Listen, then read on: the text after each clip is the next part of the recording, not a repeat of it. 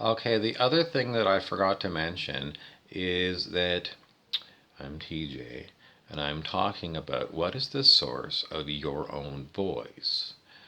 If you're a physical materialist, you say, well, it arises in the brain from all the neurons connected to each other and all your learning. There's the classical story about how child development works. Piaget studied that, and a number of others. And all children seem to go through the same process of learning. So, is it just human brain development? What's the physicality? It's atoms, but atoms don't really exist. They're kind of like a shortcut. If you think you understand quantum physics, you don't understand quantum physics. I can't remember which physicist said that, but one of the greats said that.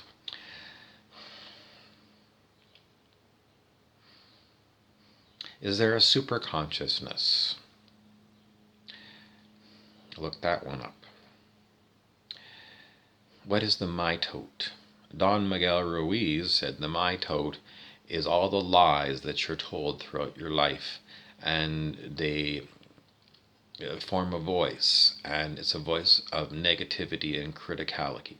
It's the inner critic constantly telling you you're not good enough and you can't do this and you can't do that, and setting limits on what you can do, and ordering you around. He called it the mitote. I'm giving you lots of buzzwords because clearly there's been a lot of study about it. Is there the ultimate answer?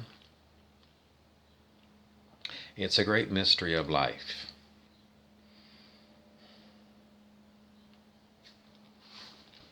Sometimes I turn the hat around backwards to see if I can give you an alternative view.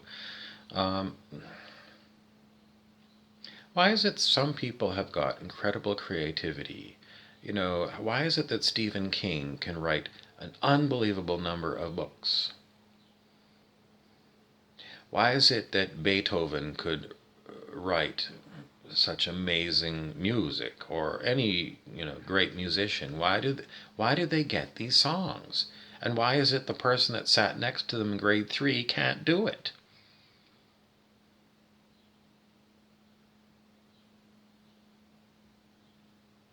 They all listen to music on the radio.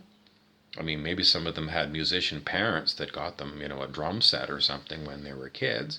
But everyone knows there was an episode of MASH way back in the 1970s where Major Charles Emerson Winchester, who loved music, classical music, and he'd listen to it on his record player, and he was talking to one guy who was in the war and he lost one of his hands. But he was a beautiful pianist. And Charles kept telling him, keep playing. And Charles knew that there were pieces of music that were written for one-handed musicians. And the one-handed musician looked at Charles and he said, you don't understand. I don't have two hands. I can't do it anymore. And Charles explained to him, I learned how to play the piano, but I can't play the piano. I don't have the gift. You have the gift. Even with one hand, you sound better than I do with two. You still have the gift.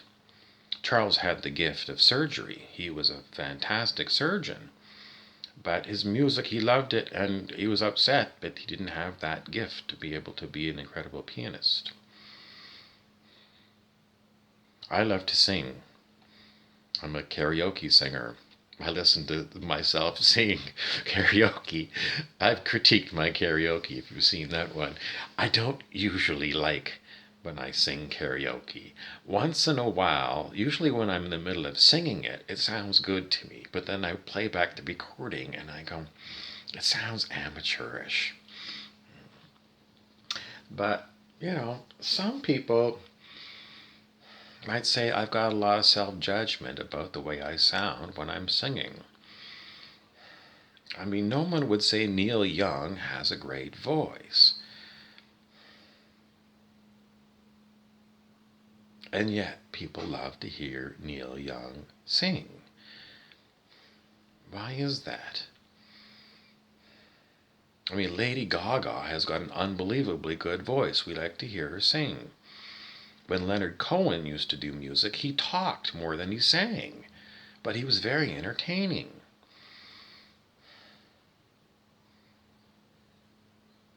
If you like to sing and you think you're lousy, and everyone runs away and they cover their ears, keep singing. Keep singing. I always say I don't really sing for the people in the karaoke bar.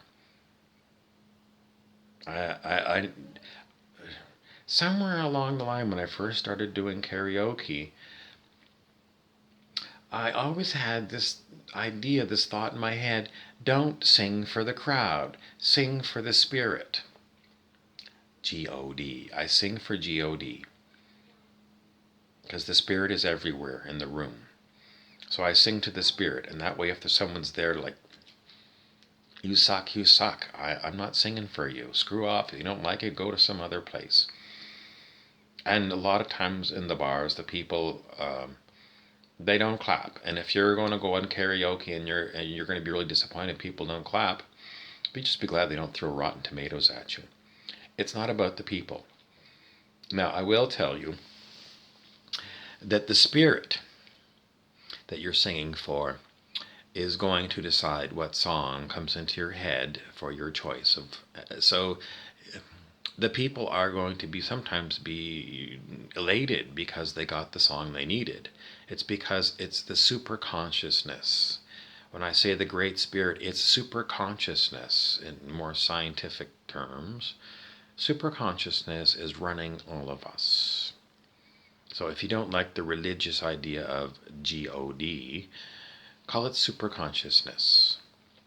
It's the consciousness that runs all of us. We're parts of the super consciousness at best.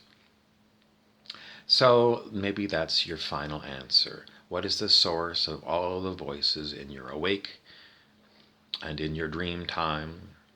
What is the source of all of our morphogenic fields, source fields? The superconsciousness. It's just another buzzword, but you might also just call it the is. What is?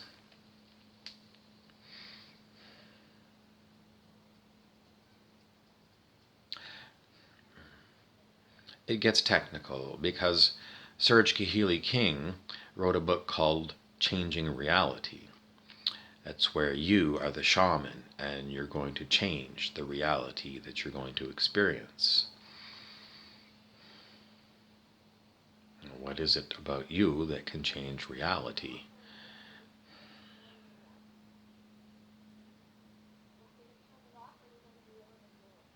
Are you changing the superconsciousness, or is it the superconsciousness is giving you the idea that you're a shaman and you're going to change the reality? I think it's that way, but